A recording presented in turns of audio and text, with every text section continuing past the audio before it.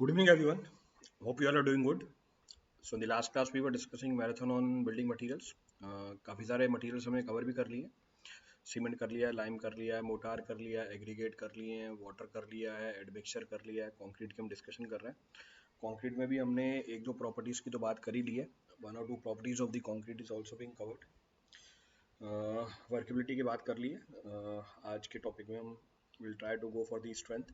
Workability के measurement के एक दो तरीके बचे हुए हैं. वन और two methods are being left, उसको कंप्लीट करेंगे, then will go for the strength of the concrete.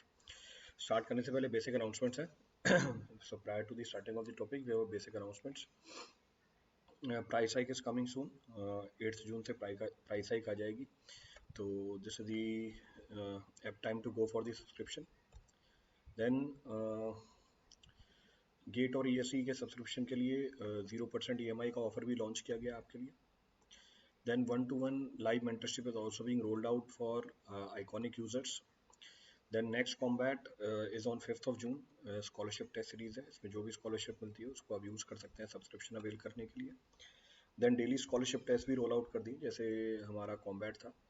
Weekly scholarship test है, ये डेली स्कॉलरशिप टेस्ट है in which you can get the scholarship up to 50%.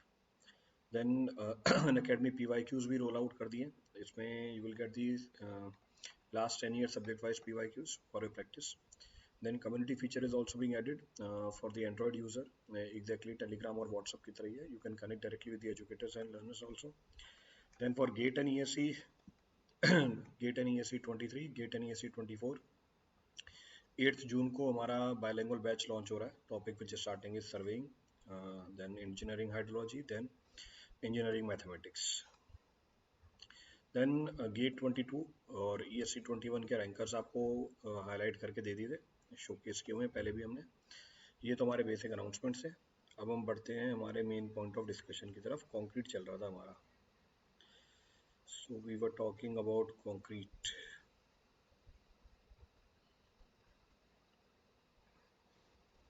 Concrete में workability की measurement चल रही थी.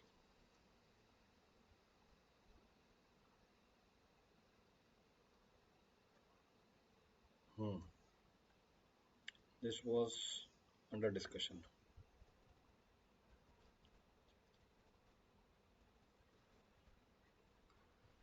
मेरे ख्याल से ये वाला मेथड हो गया था हमारा. फ्लो टेबल टेस्ट भी हो गया था. कैली बॉल टेस्ट करना था. So next of the method available. So next of the method available to find the workability of the concrete is termed as Kelly ball test. अब Kelly ball test का apparatus आपके सामने. बहुत ही simple field test है. It is a very simple field test. इसमें जो apparatus है उसकी साइज दे रखी है. क्या है? हेमिस्फेरिकल बॉल है जिसका डायमीटर होता है 15 सेंटीमीटर का, वेट होता है 13.6 kg. इसको करते क्या है, इसको हम रखते हैं कंक्रीट के सरफेस के ऊपर और इसको फ्री छोड़ देते हैं. जैसे ही इसको फ्री छोड़ देते हैं, जो हेमिस्फेरिकल बॉल है कंक्रीट के सरफेस के ऊपर इंडेंटेशन मार्क बनाती है. वो जो इंडेंटेशन मार्क बनता है, उस इंडेंटेशन मार्क की मेजरमेंट से हम वर्केबिलिटी को रिलेट कर देते हैं. तो जितनी ज़्यादा इंडेंटेशन मार्क बनाएगा ये हेमिस्फेरिकल बॉल हमारे कंक्रीट के सरफेस के अंदर, उतनी ज़्यादा उसकी वर्केबिलिटी है. इंडेंटेशन मार्क मतलब जितना ज़्यादा ये पेनिट्रेट कर जाएगा. जितना छोटा इंडेंटेशन मार्क बनेगा इसका मतलब उतनी कम वर्केबिलिटी है. तो बहुत ही सिंपल टेस्ट है. तो आप बोल सकते हो ये सिंपल फील्ड टेस्ट है और परफॉर्मेंस बहुत ही रैपिड है इसकी. Performance of this test is very rapid. However, this test is not covered by the Indian standard. Advantage मैंने बताया. The advantage of this test is it can be performed on the concrete placed at the site or in the lab even faster than 15 seconds. 15 second से पहले आपको result मिल जाएगा. दिक्कत क्या है? Disadvantage इस टेस्ट का ये है, इट रिक्वायर्स लार्ज सैंपल. पीछे आपने apparatus देखा ना, इसमें सैंपल की रिक्वायरमेंट बड़ी है. तो अगर छोटा सैंपल है उसमें आप ये टेस्ट परफॉर्म नहीं कर पाओगे, क्योंकि इसको हम रख ही नहीं पाएंगे उसके ऊपर. नेक्स्ट, जो मिनिमम डेप्थ ऑफ कंक्रीट की रिक्वायरमेंट है वो है 20 सेंटीमीटर. और जो मिनिमम डिस्टेंस है from the centre of the ball to the nearest edge is 2.3 centimetre. तो ये रिक्वायरमेंट पूरी नहीं हो पाती हमारे छोटे सैंपल के अंदर. This requirements are not being fulfilled in the smaller sample, इसीलिए इसको अवॉइड करते हैं छोटे सैंपल्स के अंदर. क्लियर चीज?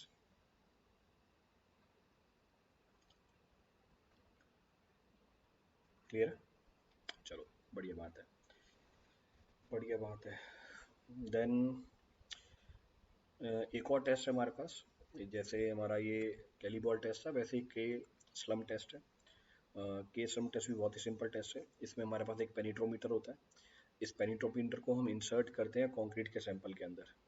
जितनी डेप्थ तक वो पेनिट्रोमीटर पेनिट्रेट कर जाता है हमारे कंक्रीट के सैंपल के अंदर, जितनी डेप्थ तक पेनिट्रोमीटर पेनिट्रेट कर जाता है हमारे कंक्रीट के सैंपल के अंदर, उस डेप्थ को पेनिट्रेशन को हम रिलेट कर देते हैं, उस डेप्थ ऑफ पेनिट्रेशन को हम रिलेट करते हैं विद दैट ऑफ द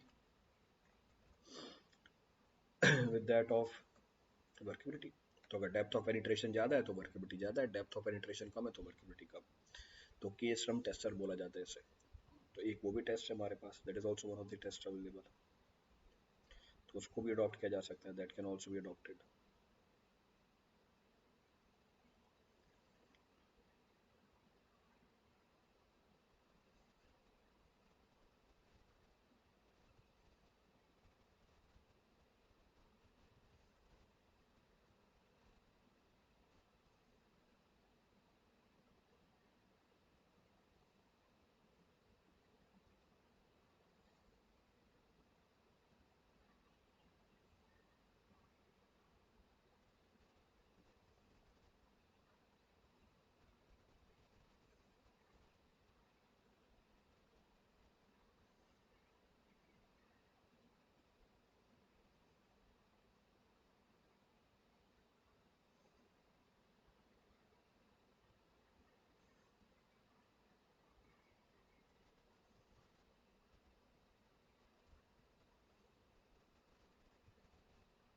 चले, चलो आगे बढ़ते हैं। ये टेबल मैंने आपको कल ही बता दी थी, this table I discuss yesterday only. ये वाली टेबल भी कल बता दी थी कि कौन से एप्लीकेशन में कितनी वर्केबिलिटी वाला कंक्रीट चाहिए। प्रॉब्लम्स भी कर लिए थे मैंने वर्केबिलिटी के, एक टेस्ट बचा हुआ था, टेस्ट आपको आज बता दिया, test I have discuss today. चलिए आगे बढ़ते हैं। Next of the point of discussion, next of the point of discussion is segregation and bleeding of concrete. Again very important for your objective purpose. अब segregation का मतलब क्या होता है? Segregation can be defined as separation of the constituent material of the concrete. Segregation वो process है जिसमें concrete का constituent material separate out हो जाए। तो segregation can be defined as separation of the constituent material of the concrete। अब constituent material कौन कौन सा है? एग्रीगेट है, वाटर सीमेंट की पेस्ट है, स्लरी है, सिर्फ यानी पानी, उसको स्लरी बोल देंगे। Next point of reference, a good concrete is that in which all the ingredients are properly distributed and forms a homogeneous mixture। एक गुड कंक्रीट वो कंक्रीट होता है जिसमें सारे इंग्रेडिएंट्स क्या हो, प्रॉपर्ली डिस्ट्रीब्यूटेड हो और वो होमोजेनियस मिक्सचर बनाए। अब सेग्रीगेशन तीन तरह की मिल जाएगी आपको। क्या है segregation? Coarse aggregate separate out हो जाए from the rest of the matrix, या पेस्ट सेपरेट आउट हो जाए फ्रॉम द कोर्स एग्रीगेट। तो कोर्स एग्रीगेट सेपरेट हो जाए हमारी रेस्ट ऑफ द मैट्रिक्स मतलब पेस्ट से, पेस्ट सेपरेट हो जाए हमारे कोर्स एग्रीगेट से, या वाटर सेपरेट आउट कर जाए from rest of the ingredients. तो तीन तरह की सेग्रीगेशन मिलती है। There are three types of the segregation which are being observed. Next point क्या है?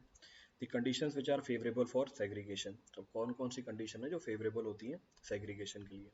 पहला, आपने मिक्सिंग प्रॉपर नहीं करी, डिज़ाइन मिक्सिंग की बात कर रहा हूँ, वो मैन्युफैक्चरिंग की बात नहीं कर रहा हूँ। तो बैड प्रोपोर्शन मिक्स्ड। देन आपने कंक्रीट को ड्रॉप करा दिया ज़्यादा हाइट से, जैसे कॉलम की कास्टिंग के अंदर। देन कंक्रीट को आप मिक्स कर रहे हो इन पुअरली डिजाइंड मिक्सर जिसकी ब्लेड्स वेयर आउट हो गई हैं। नेक्स्ट, कन्वेंस कर रहे हो कन्वेयर बेल्ट से ओवर अ लार्ज डिस्टेंस, कहने का मतलब है वाइब्रेशंस बहुत ज़्यादा मिल रही है कंक्रीट को, या एनर्जी बहुत ज़्यादा मिल रही है कंक्रीट को, तो उस केस में भी सेग्रीगेशन होने के इश्यूज हैं। In that case also the segregation में ऑल्सो टेक प्लेस। नेक्स्ट, जो फिनिशिंग है कंक्रीट की वो भी ग्रेटली अफेक्ट हो जाती है सेग्रीगेशन से। ड्यूरेबिलिटी और सर्विसबिलिटी भी कम मिल जाएगी। So durability and serviceability also decreases. तो अगर सेग्रीगेशन हुई, फिनिशिंग पे इफेक्ट पड़ेगा, ड्यूरेबिलिटी और सर्विसबिलिटी पे इफेक्ट पड़ेगा, durability and serviceability will be affected. दोनों की दोनों चीज़ें कम मिल जाएंगी अगर सेग्रीगेशन हो जाएगी। इससे स्ट्रेंथ पे भी फर्क पड़ता है, here strength is also affected. तो अगर सेग्रीगेशन होती है, let suppose water separate out कर जाता है, ये टॉप पे एक लेयर बनाता है लाइटेंस की, मैंने पीछे बताया था, टॉप पे एक लेयर बताता है लाइटेंस की, ये हमने पीछे डिस्कस किया हुआ है। तो उस केस में भी क्या होता है, उस केस में भी स्ट्रेंथ कम हो जाती है between the two successive lift. Same कहानी यहाँ पर सेग्रीगेशन की है, same is the story of segregation. Next, अब सेग्रीगेशन का एक स्पेसिफिक टाइप, ब्लीडिंग, तीसरा वाला टाइप, ये रहा तीसरा वाला टाइप, मार्क कर दिया मैंने इसको। सो सेग्रीगेशन का एक स्पेसिफिक टाइप, हाइलाइटर यूज कर रहे थे ना बंदो,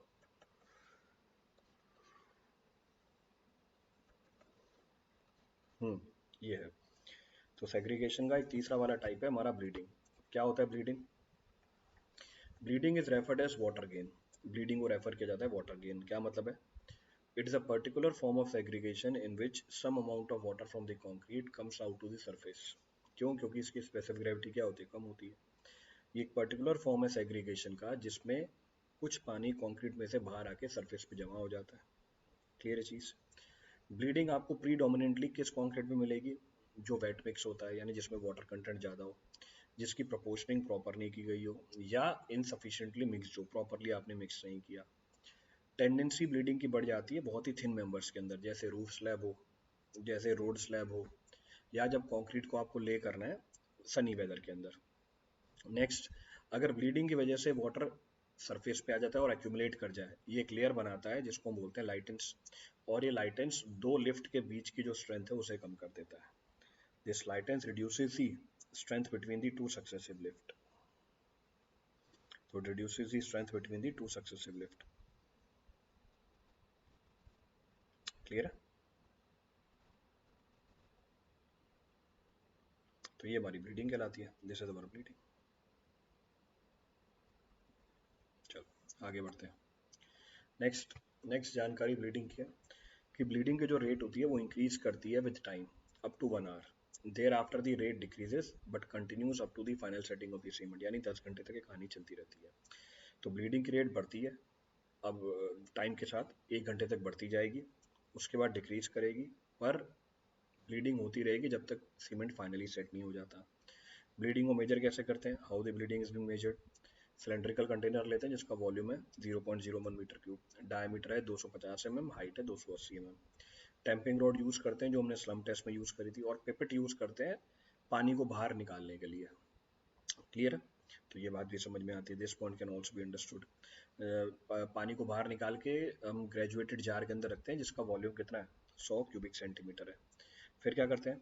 फ्रेशली मिक्स्ड जो कंक्रीट है उसको उठाया जाता है। फ्रेशली मिक्स्ड कंक्रीट को उठा के हम इस सिलेंड्रिकल कंटेनर के अंदर फिल करते हैं।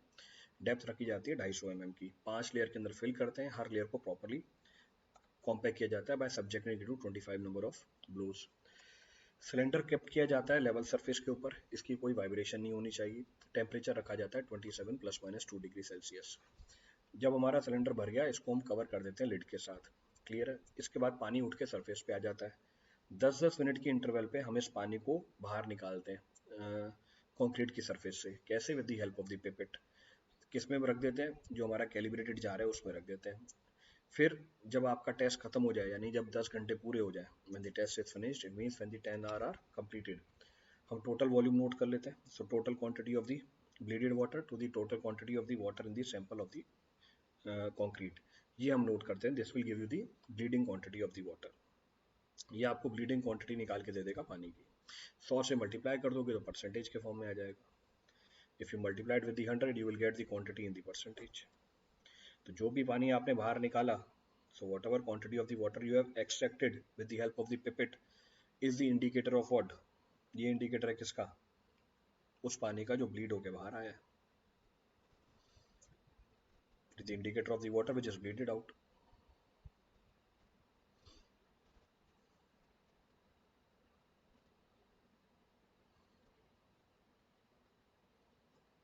तो ये हमारी ब्लीडिंग होती है। तो जैसे सेग्रीगेशन है, सेग्रीगेशन का एक टाइप क्या है? हमारा ब्लीडिंग है। One of the type of the segregation is termed as bleeding.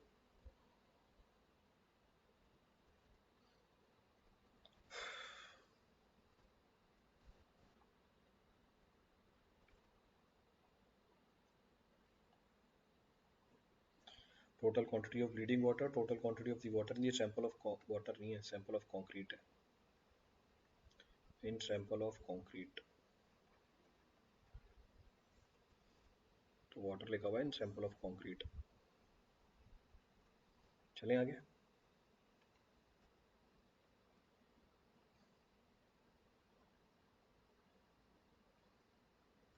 चलो next, consider the following statement regarding the cement concrete. Bleeding indicates the deficiency of coarser material in the mix। नहीं, wet mix है भैया, तो मतलब पानी ज़्यादा है। Segregation generally indicates the poor aggregate grading। सही बात है। तो पहली वाली स्टेटमेंट गलत है, दूसरी वाली सही है। तो second statement.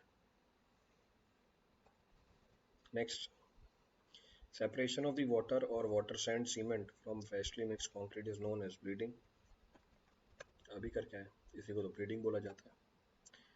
Density of the concrete increases with increase in the size of aggregate। aggregate का size बढ़ेगा। Independent of the size of the aggregate, increases with increase in size of the aggregate, increases with decrease in size of the aggregate। All options are correct। Density of concrete की बात कर रहा है, सो density and size की बात कर रहे हैं। सो डेंसिटी ऑफ कंक्रीट, देखिए, अगर हमारे एग्रीगेट का साइज बढ़ता जाएगा, अगर हमारे एग्रीगेट का साइज बढ़ता चला जाएगा, if I am increasing the size of the aggregate, increases with decrease in the size of the aggregate,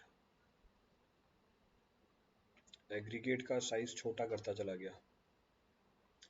देखो, एग्रीगेट का साइज छोटा होता चला गया तो वॉइड का साइज भी छोटा होता जाएगा, तो छोटे पार्टिकल्स कंपैरेटिवली कम आएंगे उसके अंदर, the smaller particles will be comparatively less. पर अगर मैं एग्रीगेट का साइज बढ़ाता चला गया, वॉइड का साइज बढ़ता चला जाएगा, तो छोटे पार्टिकल्स भी कंपैरेटिवली ज़्यादा मिलेंगे इसके अंदर, the smaller particles will also be comparatively more. तो यू कैन से व्हाट, तो इसमें हम क्या बोल सकते हैं, it increases with increase in the size of the aggregate.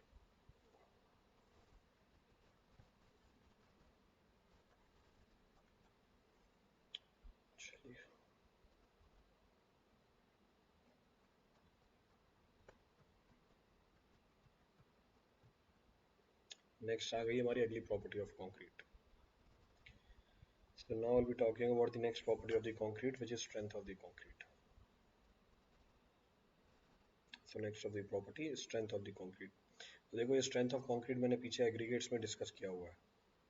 strength of the concrete I have discussed in the case of aggregates only, क्योंकि concrete की property किसे govern करते हैं, concrete की property govern करती है सॉरी aggregate की property govern करती है किसको, concrete की property को। और concrete की कौन कौन सी property को, एक वर्केबिलिटी और दूसरा स्ट्रेंथ है, one is workability other is strength. तो वहीं पे डिस्कस किया था स्ट्रेंथ ऑफ कंक्रीट को, there only I have discuss about this.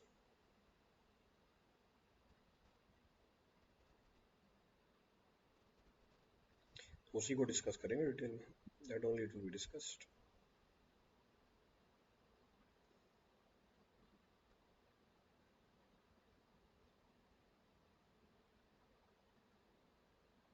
चलो स्टार्ट करते हैं, स्टार्ट ऑफ द प्रोसेस। देखो, स्ट्रेंथ का मतलब क्या होता है, स्ट्रेंथ का मतलब होता है ability of the concrete to resist the gradual loading, ability of the concrete to resist the gradual loading. Concrete की वो एबिलिटी जिससे एक ग्रेजुअल लोडिंग को रेजिस्ट करे, इसको हम स्ट्रेंथ बोल देते हैं, ठीक है। नेक्स्ट पॉइंट ऑफ रेफरेंस, जब मैं बोलूँ स्ट्रेंथ ऑफ कंक्रीट, ये इसकी कैरेक्टरिस्टिक स्ट्रेंथ होती है। So we can say strength of the concrete is the strength of the sample at the age of 28 days। कौन से सैंपल की, जिसकी साइज है 150 mm। क्लियर चीज, कितने सैंपल की, 3 सैंपल की एवरेज स्ट्रेंथ होती है, जिसमें डेविएशन प्लस माइनस 15%। तो इसको हम स्ट्रेंथ बोलते हैं कंक्रीट की। नेक्स्ट, कोई देखो एग्जैक्ट रिलेशनशिप तो नहीं होता कंक्रीट के अलग अलग स्ट्रेंथ के अंदर, और ऑब्जर्वेशन है कंक्रीट के जो टेंसाइल स्ट्रेंथ है अप्रोक्सीमेटली 10% है उसके कंप्रेसिव स्ट्रेंथ की, उसकी जो बेंडिंग स्ट्रेंथ है अप्रोक्सीमेटली 15% है उसके कंप्रेसिव स्ट्रेंथ की, और जो उसकी शेयर स्ट्रेंथ है वो 20% है उसके कंप्रेसिव स्ट्रेंथ की। तो there is no mathematical relationship for this, और हम बता भी देंगे मैथमेटिकल रिलेशनशिप, पर वो एग्जैक्ट आंसर नहीं निकाल के देगी, it will not give you the exact answer which is observed. कहने का मतलब है कोई लॉजिक नहीं है इसके अंदर, there is no logic behind this, purely based upon the observation it is given to you. तो टेंसाइल स्ट्रेंथ 10% है, बेंडिंग स्ट्रेंथ 15% है, और शेयर स्ट्रेंथ 20% है। क्लियर चीज, ये बात भी समझ में आती है। Next point of reference, characteristic strength is defined as the strength of the material below which not more than 5% of the test results are expected to fall। characteristic strength वो strength होती है जिसके नीचे 5% रिजल्ट फॉल करने की expectation नहीं है। या आप ऐसे बोल सकते हो, 100 सैंपल उठाऊंगा, कैरेक्टरिस्टिक स्ट्रेंथ वो स्ट्रेंथ होगी जिससे छोटे आपको कितने रिजल्ट मिलेंगे, जिससे छोटे आपको कितने रिजल्ट मिलेंगे,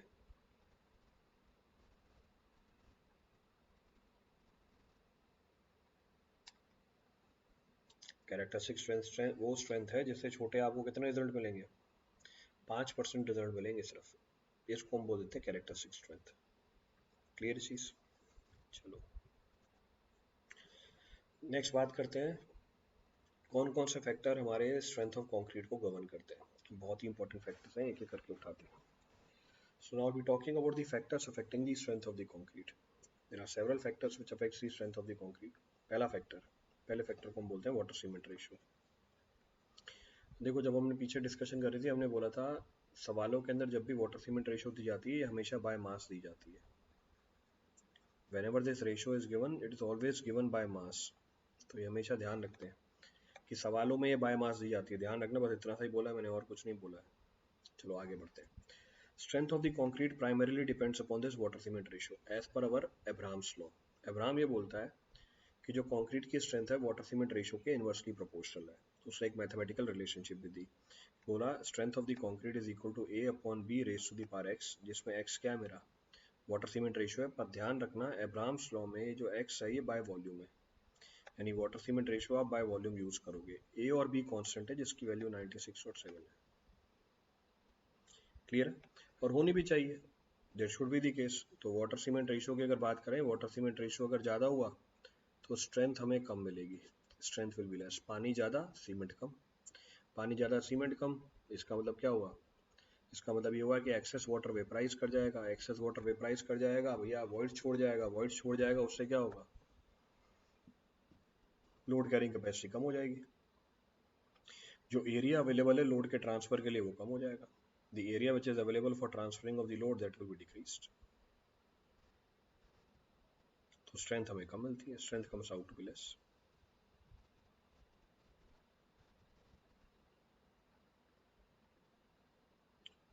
क्लियर है, क्लियर है। चलो आगे बढ़ते हैं।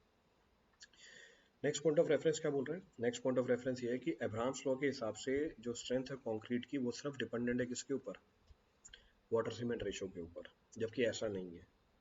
स्ट्रेंथ और भी पैरामीटर्स के ऊपर डिपेंडेंट होती है जो हम भाई आगे करेंगे। इसलिए हमने इसको क्या बोला, ये एक रूल है, ये कोई लॉ नहीं है। It is a rule, it is not a law.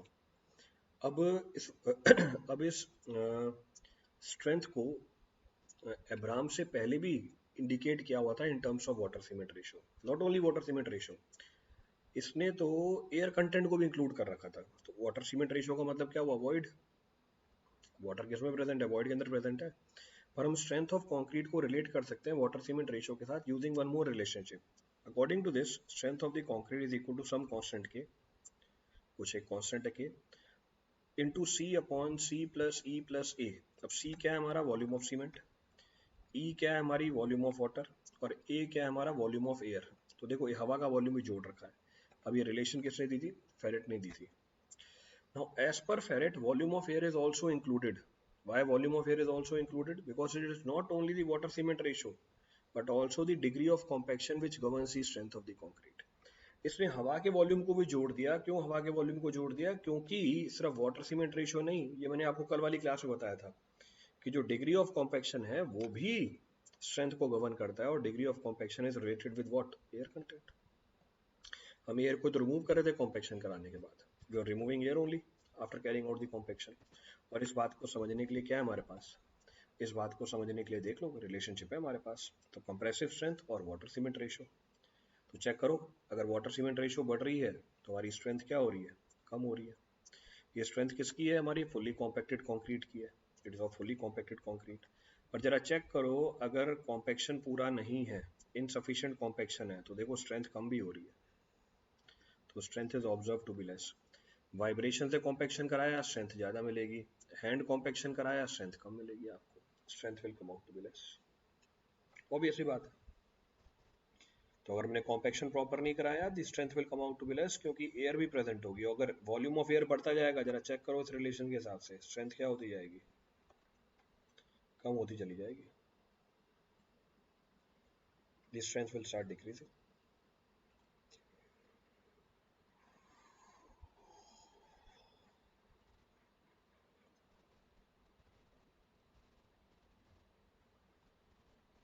Clear है,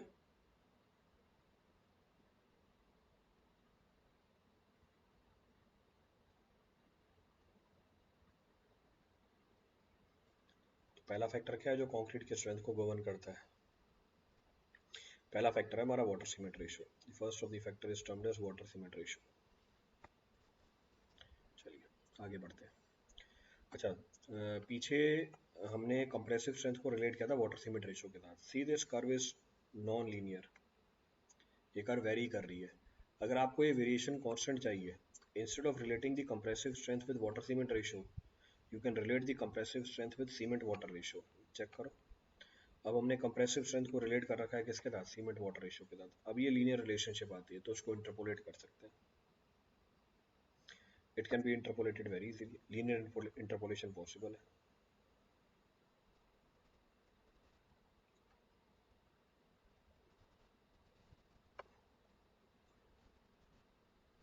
क्लियर है? चलो आगे बढ़ते हैं। The next of the factor which affects the strength of the concrete is termed as gel space ratio, जिस पे आज के टाइम पे सवाल बनना चालू हो गए खूब।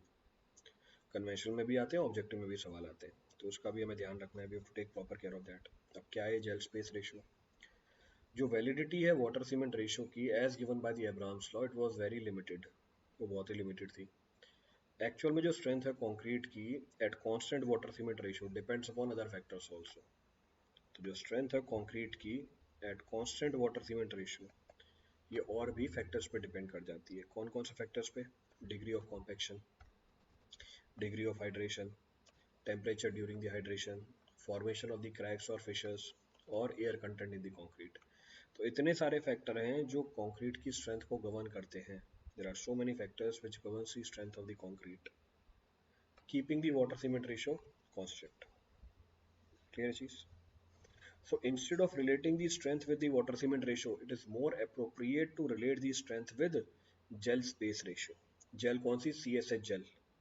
और स्पेस का मतलब क्या है? वो जगह जहां पर ये स्पेस बनती है।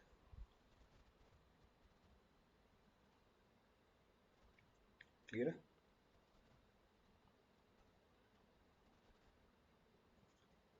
इसको भी मैथमेटिकली बताऊंगा आगे।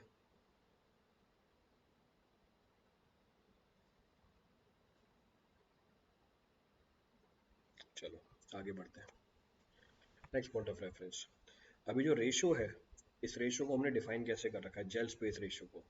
It is defined as the ratio of volume of the hydrated cement paste. So it is defined as the ratio of volume of hydrated cement paste to the sum of the volume of hydrated cement and of capillary pores।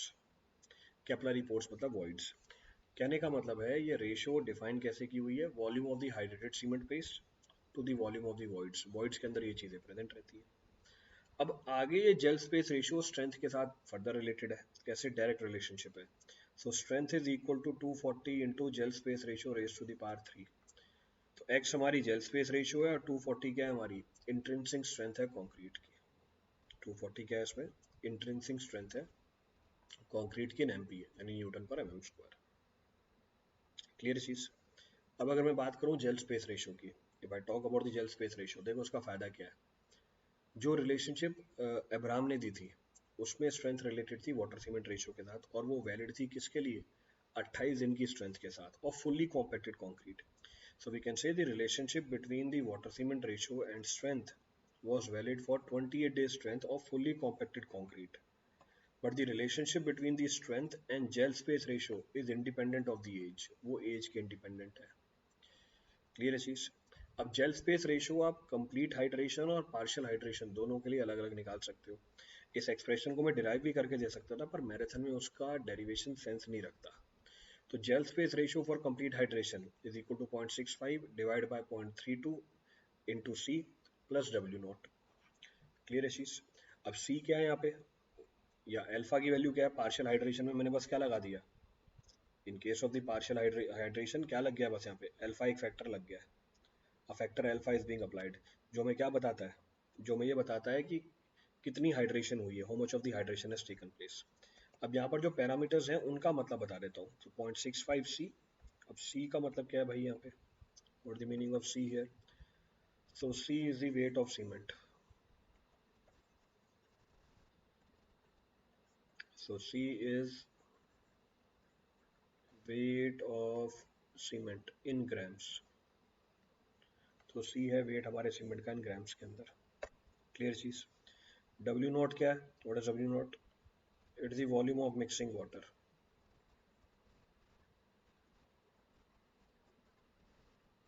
It is the volume of mixing water in M L. ये M L के अंदर है। Alpha क्या है? Fraction hydrated. Alpha is fraction hydrated.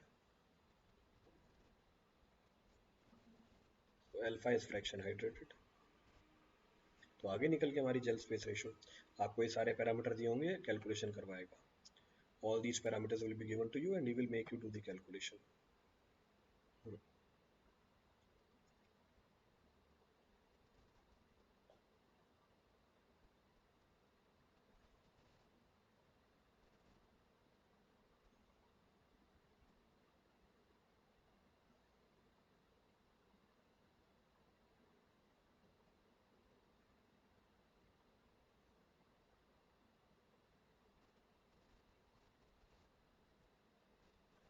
Note कर लिए सबने?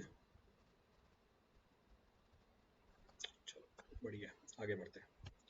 Next of the point of reference, हमारी जो स्ट्रेंथ है कंक्रीट की वो उसकी मेच्योरिटी के ऊपर भी डिपेंड कर जाती है। The strength of the concrete also depends upon its maturity. अब ये क्या है मेच्योरिटी ऑफ द कंक्रीट? अभी जब हम क्योरिंग की बात कर रहे थे या स्ट्रेंथ डेवलपमेंट की बात कर रहे थे, हमने सिर्फ एज की बात करी कि कंक्रीट की स्ट्रेंथ एज के साथ बढ़ती चली जाती है। पर the strength of the concrete also depends upon the temperature during the early period of hydration. तो कंक्रीट की स्ट्रेंथ एज पे तो डिपेंडेंट होती है, साथ में टेम्परेचर के ऊपर भी डिपेंडेंट होती है। It also depends upon the temperature. Clear? अब क्योंकि strength of concrete depends on both time and temperature, हमने इन दोनों को जोड़ के एक फंक्शन बना दिया। नाम क्या रखा उसका? मेच्योरिटी।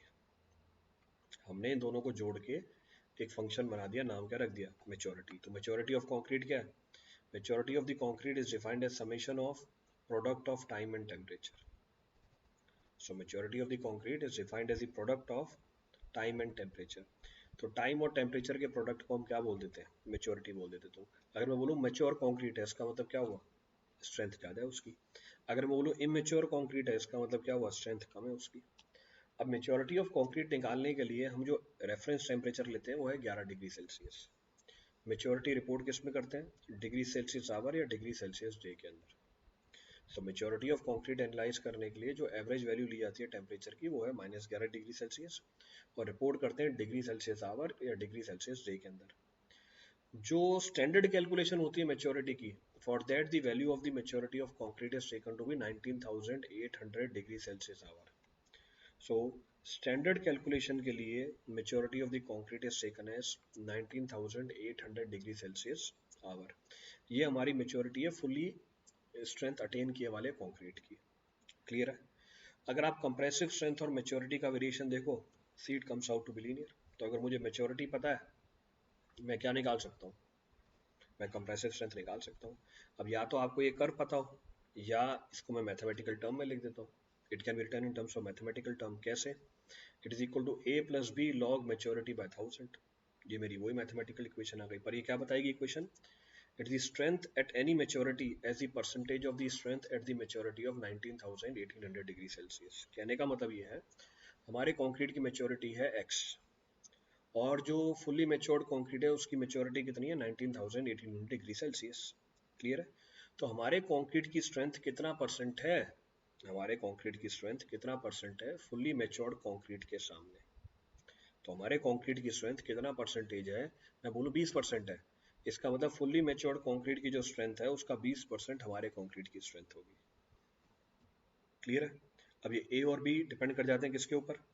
ए और बी डिपेंड कर जाते हैं हमारे स्ट्रेंथ लेवल ऑफ कंक्रीट के ऊपर, जो टेबल के फॉर्म में आपको दे रखे नीचे सवाल में गिवन होंगे। ये it will be given to you.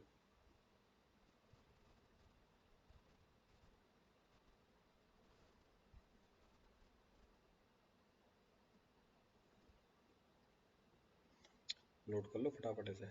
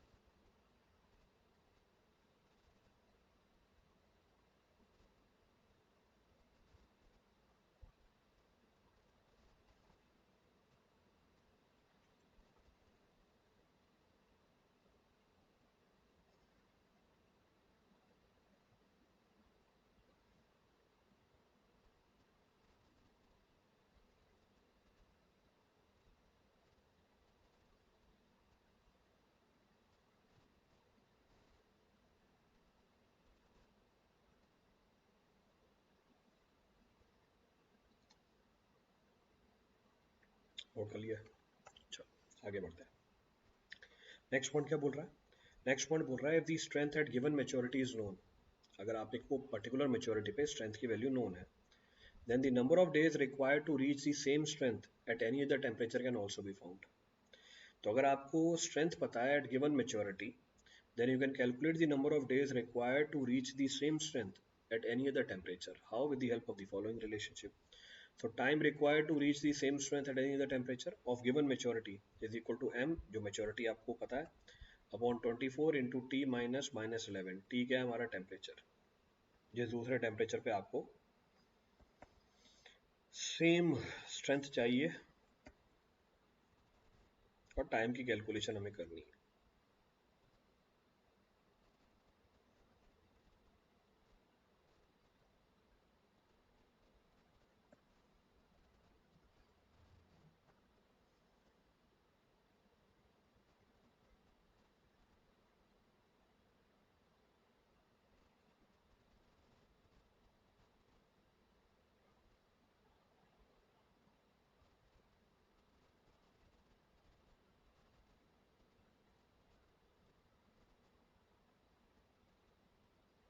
Clear है? चलो आगे बढ़ते हैं। Next, the approximate ratio of the strength of the concrete eight 7 days and 28 days, ये तो पता ही है हमें, 2/3। फिर दी ऑब्जर्वेशन बेस्ड डाटा है, कोई लॉजिक नहीं है इसके अंदर। Next of the factor which governs the strength of the concrete, हम बात करें फैक्टर्स जो स्ट्रेंथ गवर्न करते हैं कंक्रीट के। Next of the factor is shape of the concrete, ये तो पीछे बताया था। कैसे? जो एंगुलर एग्रीगेट होते हैं it will lead to the formation of strong concrete. क्यों? इंटर पार्टिकल लॉकिंग बेटर होगी और बॉन्ड स्ट्रेंथ ज़्यादा निकल के आएगा। राउंडेड, फ्लेकी और elongated aggregate will lead to the formation of low strength concrete. Strength कम निकाल के देंगे ये तीनों तरह के एग्रीगेट आपको। नेक्स्ट है texture of the aggregate. Rough textured aggregate will lead to the formation of strong concrete. क्यों? इंटर पार्टिकल लॉकिंग अच्छी होगी और बॉन्ड स्ट्रेंथ कंपैरेटिवली बेटर होगा, bond strength will be comparatively better. Next, use of admixture, अब तो admixture भी बता दिए। Use of admixture like plasticisers, like super plasticisers, they will help in increasing the strength of the concrete. पर अगर air entraining admixture use किया, strength क्या हो जाएगी? कम हो जाएगी। एयर इंट्रेनिंग एडमिक्सचर की वजह से स्ट्रेंथ कम हो जाती है कंक्रीट की, ये भी डिस्कस किया हुआ हमने, that is also being discussed by us. तो सारी चीजें डिस्कस की हुई हमने, all the points we have discussed in detail.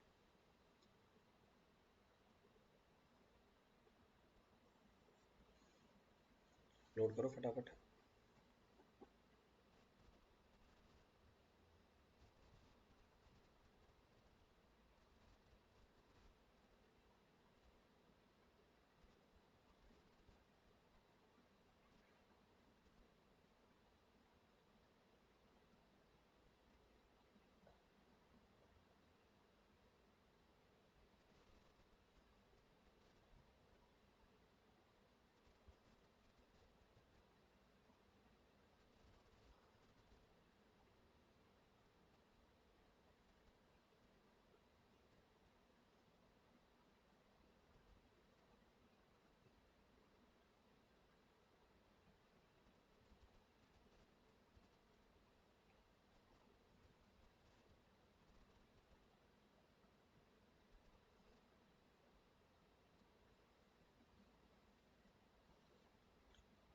चले,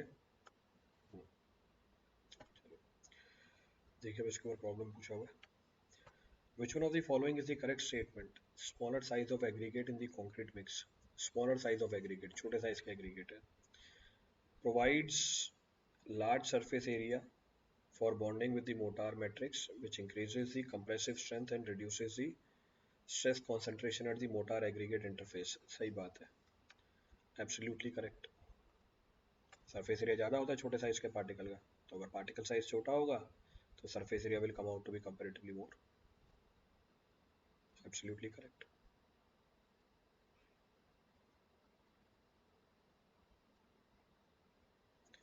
requires lesser cement for particular water cement ratio, ज़्यादा चाहिए होगा, गलत है। Is economical as concrete mix is more dense, अभी पीछे बताया था, गलत स्टेटमेंट, बड़े साइज के पार्टिकल ज़्यादा डेंस बनाएंगे। Is beneficial as these aggregate can pass through the reinforcement, क्या बेनिफिशियल होगा? रीइंफोर्समेंट से पास कर जाएंगे तो। कोई लॉजिक ही नहीं है इस बात का। तो पहली बात सही है।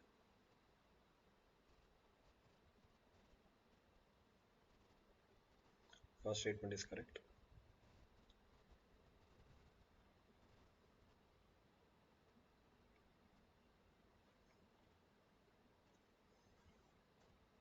चले नेक्स्ट।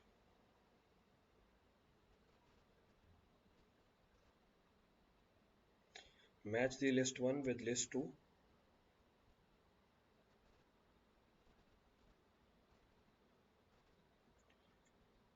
पढ़ो।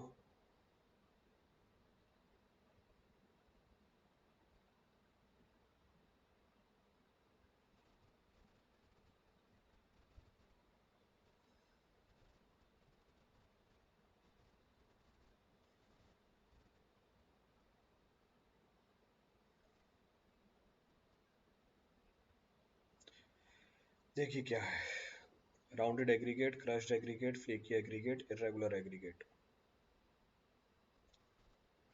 क्या जानकारी है? Reduce workability appreciably because of the high ratio of, workability घटाता है क्योंकि हाई रेशियो है। Reduce workability appreciably because of high ratio of surface area to the volume.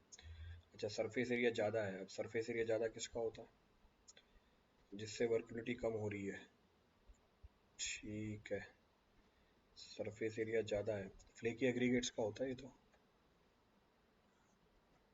इसको flaky aggregates require more water than rounded aggregates and gives strength lesser than crushed aggregates. अच्छा, require more water than rounded aggregate and give strength less than the crushed aggregate. Irregular aggregate, पानी की requirement ज़्यादा होगी और strength कम निकल के आएगी। सही बात है।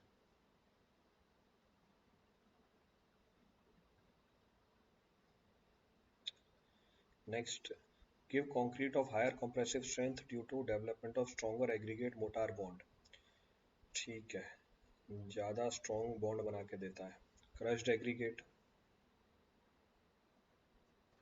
require lesser amount of water and cement paste for given workability। Rounded aggregate के लिए कम पानी की रिक्वायरमेंट होती है, so lesser water is required।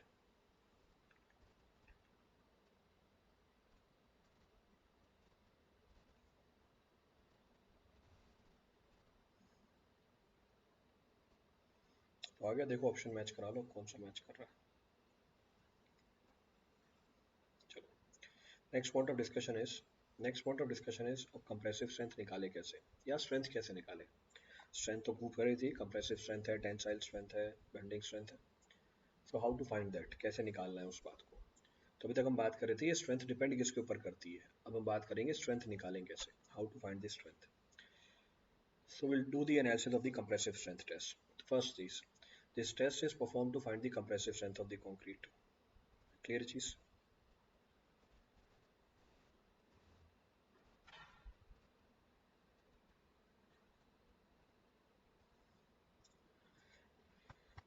So this test is performed to find the compressive strength of the concrete. ये test perform किया जाता है, ये टेस्ट परफॉर्म करते हैं हम कंप्रेसिव स्ट्रेंथ निकालने के लिए। Next point of reference, next point of reference क्या है? नेक्स्ट पॉइंट बोल रहा है, mode use in this case can either be cubical, cylindrical और प्रिज्मोइडल। इसमें जो मोड यूज करोगे या तो वो क्यूबिकल होगा, या वो प्रिज्मोइडल होगा, या वो सिलेंड्रिकल होगा। So either it will be cubical or it will be prismoidal or it will be cylindrical। चलो ठीक है, नेक्स्ट पॉइंट ऑफ रेफरेंस, अगर maximum nominal size of aggregate है 20 mm से ज़्यादा तो 150 mm की साइज का क्यूब लगेगा। अगर maximum nominal size of aggregate is less than 20 mm तो 100 mm की क्यूब का साइज लगेगा। तो जनरली हम क्यूब यूज़ करते हैं, 150 mm का भी हो सकता है, 100 mm का भी हो सकता है। अगर nominal size of aggregate 20 mm से बड़ी है तो 150 mm का, अगर nominal size of aggregate 20 mm से छोटी है तो 100 mm का क्यूब लगेगा। अब क्योंकि नॉमिनल साइज एक नया पैरामीटर यूज किया, नॉमिनल साइज ऑफ एग्रीगेट क्या होता है? The smallest sieve opening through which the entire amount of aggregate is permitted to pass will be termed as nominal size of aggregate। तो smallest sieve opening जिससे आपका पूरा sample पास कर जाए इसको मैं क्या बोलूंगा? Nominal size of aggregate बोलूंगा। This will be technically termed as smaller size of aggregate, nominal size of aggregate। Clear है चीज? नेक्स्ट पॉइंट ऑफ रेफरेंस, अगर आप सिलेंड्रिकल मोड यूज कर रहे हो तो लेंथ टू डायमीटर रेशियो रखी जाती है 2, लेंथ जनरली दुगनी रखी जाती है डायमीटर से। लेंथ लेते हैं 30 सेंटीमीटर, डायमीटर लेते हैं 15 सेंटीमीटर। प्रिज्मोइडल मोड को कंसिडर नहीं किया जाता। क्लियर है? We don't consider the prismoidal mode.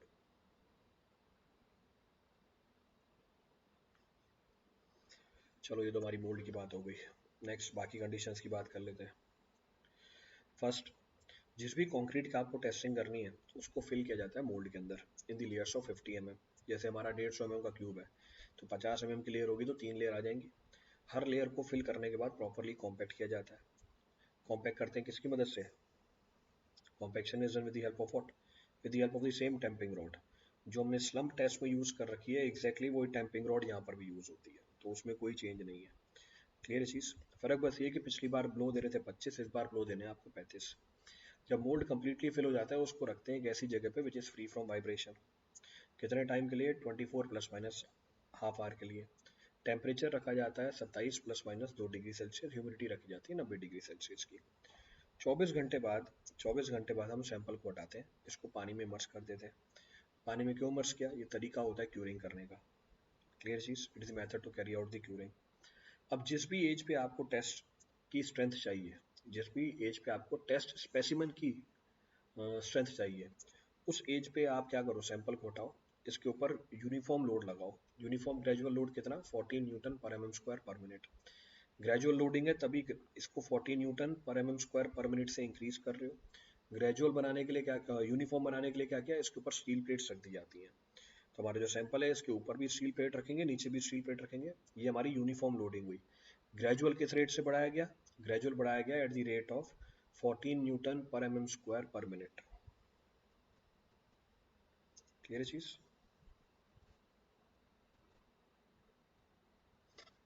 चलो अब आप 3 सैंपल टेस्ट करोगे।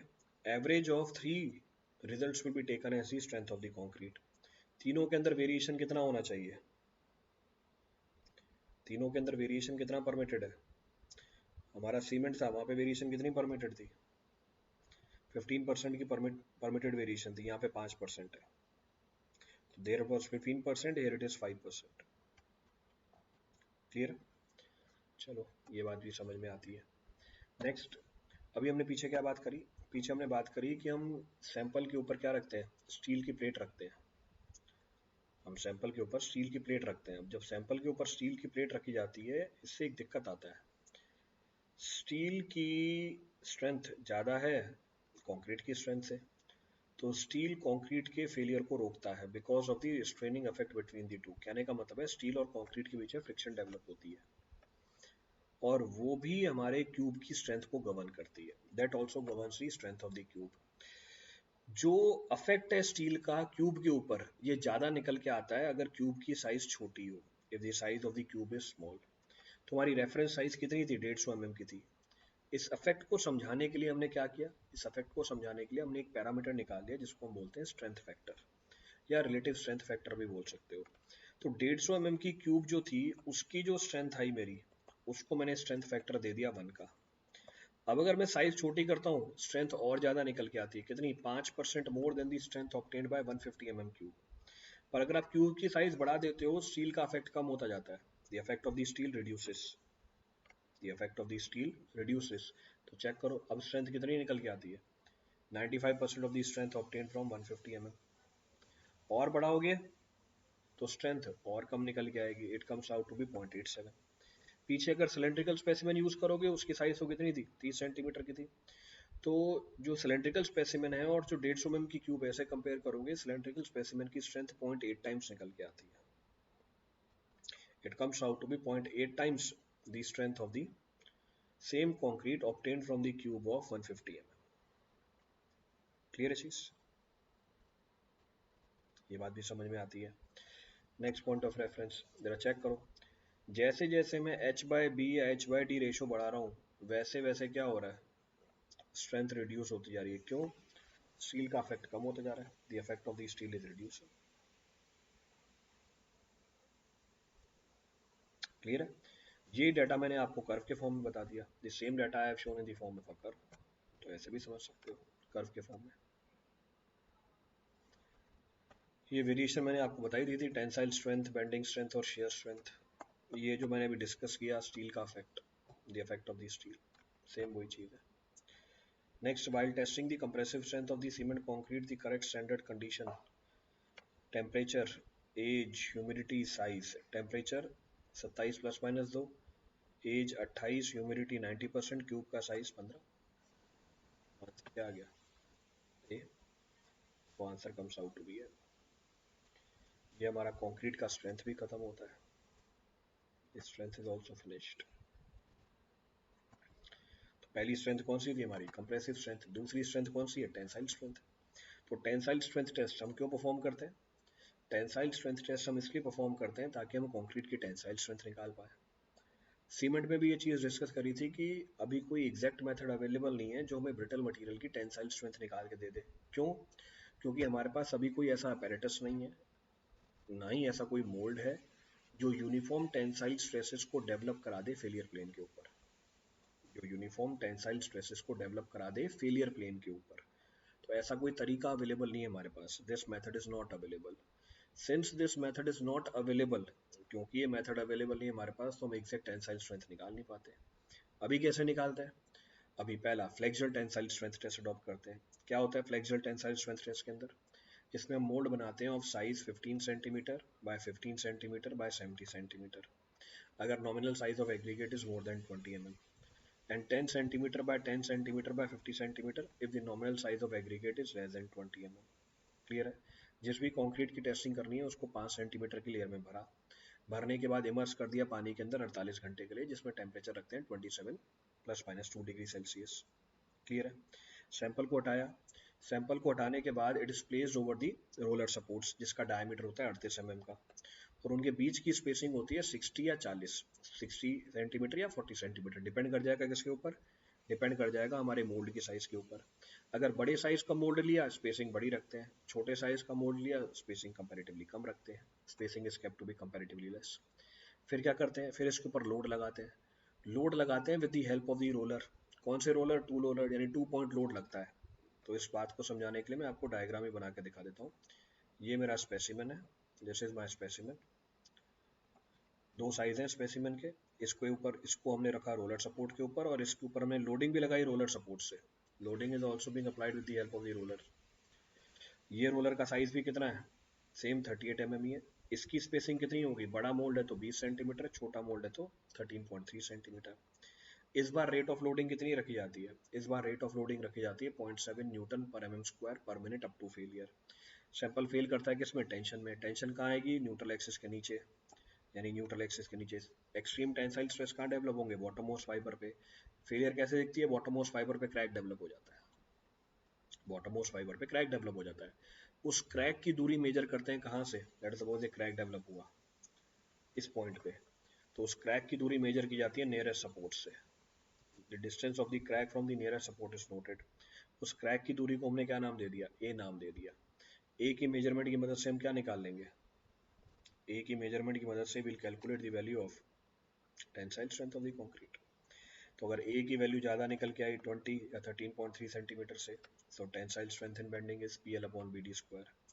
अगर ए की वैल्यू 20 या 17 से कम हो, 13.3 या 11 से कम हो, तो 3 P upon B D square. अगर ए की वैल्यू 17 और 11, बड़े मोल्ड के लिए 17, छोटे मोल्ड के लिए 11, इससे कम निकल के आ जाए, रिजल्ट को डिस्कार्ड कर देते हैं. The result is being discarded. Use ही नहीं करते उस रिजल्ट को.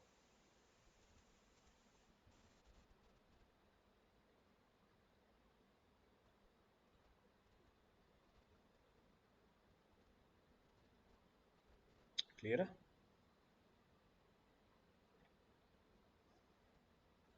तो ये हमारा टेंसाइल स्ट्रेंथ टेस्ट आ गया. ये बना रखा है सैंपल. अच्छा बनाओ, बढ़िया बात है. ये इसका लोअर व्यू है, जैसे प्लान होता है टॉप व्यू, इसका बॉटम व्यू है. तो क्रैक की दूरी दिखा रखी है नियरेस्ट सपोर्ट से. Distance of the crack from the nearest support is being shown.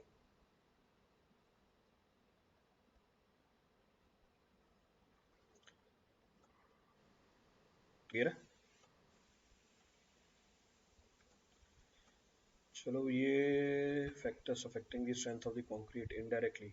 एक और टेस्ट है, इसको भी करा के खत्म करता हूँ. There is one more test, नहीं तो मैं अभी खत्म करता class. One more test available to find the tensile strength of the concrete is known as splitting cylinder test.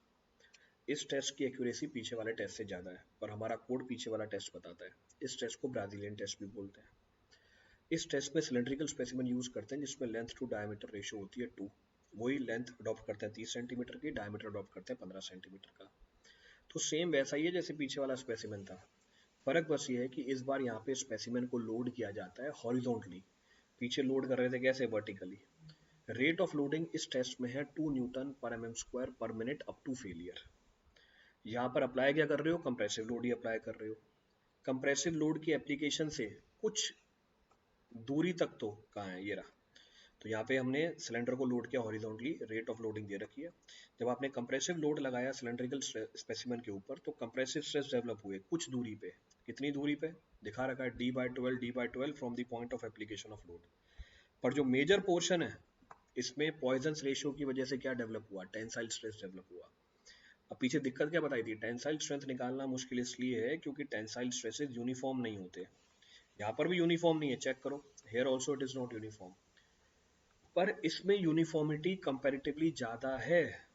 इसमें यूनिफॉर्मिटी कंपैरेटिवली ज्यादा है और किसी भी टेस्ट के कंपैरिजन में, इसलिए इसका रिजल्ट कंपैरेटिवली बेटर होता है दूसरे टेस्टों से। तो लगाया कंप्रेसिव लोड है, पर कंप्रेसिव लोड लगाने से कंप्रेसिव स्ट्रेस तो डेवलप हुई है, पर साथ में पॉइजन रेशियो की वजह से टेंसाइल स्ट्रेस भी डेवलप हो गई, जो हमारा पर्पस सॉल्व कर देती है। उस टेंसाइल स्ट्रेस की वजह से फेलियर का, सैंपल का फेलियर होता है, अंडर स्प्लिटिंग, क्रैक डेवलप हो जाती है। तो ये जो हमारा सिलेंडर है इसमें क्रैक डेवलप हो जाता है, तो ये स्प्लिट कर जाता है, इट स्प्लिट्स, ये स्प्लिट कर जाता है, इसलिए इसका नाम क्या रखा। तो इस टेंशन की वजह से ये स्प्लिट कर जाती है, इसलिए इसका नाम पड़ा splitting tensile cylinder test. Clear है चीज, क्यों बोलते हैं splitting tensile cylinder test. Compressive load की वजह से जो कंप्रेसिव स्ट्रेस डेवलप हुआ, कंप्रेसिव स्ट्रेस की वजह से फेलियर नहीं हो, इसीलिए स्टील प्लेट के नीचे वुडन प्लैंक्स भी लगाए जाते हैं। Hence below the steel plate wooden planks are also being provided. तो इसका पर्पस क्या होता है, कंप्रेसिव स्ट्रेस के मैग्नीट्यूड को रिड्यूस करना। तो purpose of this is to reduce the magnitude of the compressive stresses. Clear चीज, ये बात भी समझ में आती है, this point can also be understood. अब सबसे बड़ा एडवांटेज क्या है इस टेस्ट का, सबसे बड़ा एडवांटेज है इस टेस्ट का कि सेम मोल्ड सेम ऑपरेटर्स आप यूज कर सकते हो कंप्रेसिव स्ट्रेंथ और टेंसाइल स्ट्रेंथ दोनों निकालने के लिए। The greatest advantage of this test is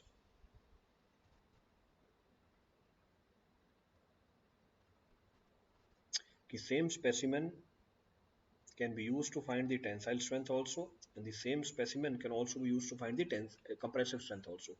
पीछे आप compressive strength निकाल सकते हो, इस वाले से tensile strength निकाल सकते हो। इस टेस्ट को परफॉर्म करना बहुत ही आसान है, the performance of this test is very easy. Next, development of the stress is uniform, development stress की यूनिफॉर्म है। इसका जो रिजल्ट निकल के आता है वो कंपैरेटिवली ग्रेटर होता है डायरेक्ट टेंसाइल स्ट्रेंथ टेस्ट से, पर कम होता है किससे, फ्लेक्सुरल टेंसाइल स्ट्रेंथ टेस्ट से।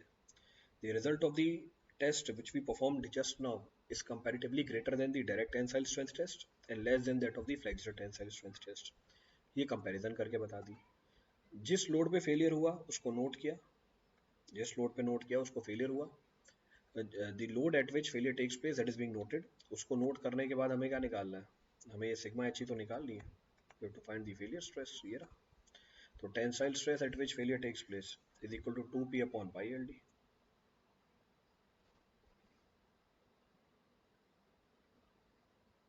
That is 2p upon pi LD। क्लियर है। उसी तरीके से क्या हुआ, उसी तरीके से आप क्या निकाल सकते हो, उसी तरीके से आप वर्टिकल स्ट्रेस निकाल सकते हो जिसका नेचर क्या है, कंप्रेसिव है। कंप्रेसिव है इसलिए साथ में माइनस साइन लगा रखा है, जिसका कोई रोल नहीं है, there is no role of this.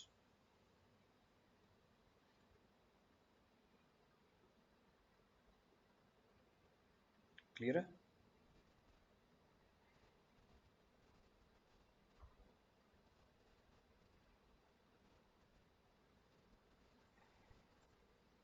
Clear है चीज, चलिए ये तो एग्जांपल दे रखा था।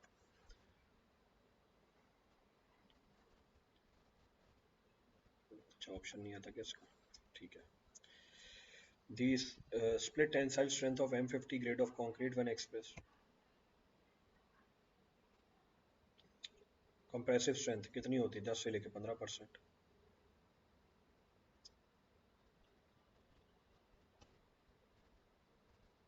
क्लियर है पूरी कहानी? ये तो पीछे परसेंटेज बताई थी।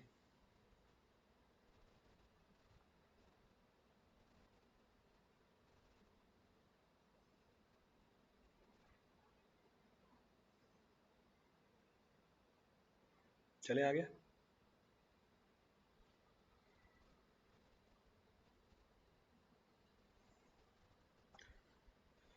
Consider the following statement.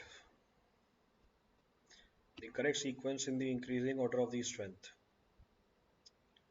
The correct sequence in the increasing order of the strength. ठीक है, टेंसाइल स्ट्रेंथ कम होती है, फिर हमारी क्या होती है? Compressive strength. तो सबसे कम tensile strength modulus of rupture, सबसे कम निकल के आएगी modulus of rupture split tensile strength test. ये तो कंपेयर किया था, देखो। The result obtained from this test is greater than that of the tensile strength test direct, but less than that of the flexure tensile strength test. यानी सबसे कम किसका निकल के आएगा? सबसे कम निकल के आएगा स्प्लिट का, फिर मॉडुलस ऑफ रप्चर का, फिर सिलेंडर की स्ट्रेंथ, फिर क्यूब की strength. So 3 4 2 1। So 3 4 2 1। Answer comes out to be A.